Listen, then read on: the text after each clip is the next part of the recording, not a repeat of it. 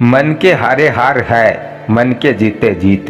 आइए इसे एक कहानी से समझते हैं। यह कहानी है एक छोटे राज्य के राजा की, जिसके पास एक बड़े राज्य के राजा की ओर से युद्ध की ललकार आई। अब राजा सोचने लगा कि क्या किया जाए। राजा अपने सेनापति के पास गया और पूछा कि इस युद्ध को कैसे जीतें, क्या करें। सेनापति बोला कि आप कैसी बातें कर रहे हो, आप युद्ध जीतने की बातें कर रहे हो उस सेना से जो हमारी सेना से 5 गुना बड़ी है। मैं तो कहता हूँ हार मान लीजिए और पीछे हट जाइए, वरना सब के सब मारे जाएंगे। राजा सेनापति की बात सुनकर बहुत निराश और दुखी हो गया।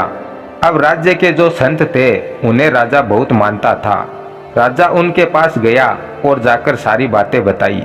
संत राजा से तुरंत बोले कि सबसे पहले तुम अपने सेनापति को जेल में डाल दो, क्योंकि उसने पहले ही अपने मन में ही हार मान ली है। ऐसा सेनापति कभी सेना को नहीं जिताएगा। राजा बोला, मैं आपके कहने पर सेनापति को जेल में तो डाल दूंगा, लेकिन सेना का नेतृत्व कौन करेगा? संत बोले, मैं करूंगा। अब राजा सोच विचार करने लगा कि यह कैसे हो सकता है। इन्हें तो इसके बारे में कुछ पता भी नहीं है, ये कैसे करेंगे। फिर राजा ने कहा, चलो ठीक है, और सेना को लेकर युद्ध के लिए जाने लगे। रास्ते में एक मंदिर दिखाई दिया। संत जी बोले कि आप सभी यहीं रुको, मैं भगवान से पूछ कर आता हूँ, यह युद्ध हम जीतेंगे या हारेंगे। इतने में सभी बोले, ये कैसे हो सकता है, भगवान आपको कैसे बता सकते हैं? संत बोले, मैंने सिद्धियाँ प्राप्त कर रखी है, मैं भगवान से बात कर सकता हूँ, आप सभी यहीं रुको।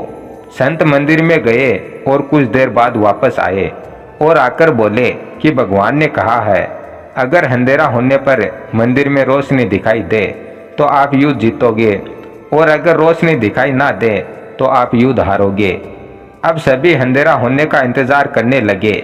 जैसे ही अंधेरा हुआ, मंदिर में रोशनी दिखाई दी और सब जीत का जश्न मनाने लगे और इसी उत्साह के साथ युद्ध में गए। युद्ध जीता और युद्ध जीतकर वापस आने लगे। वापस उसी मंदिर के पास आए, सब के सब रुक गए और संत जी से बोले, भगवान ने हमें जिताया है, अब भगवान को धन्यवाद तो बोलकर आओ।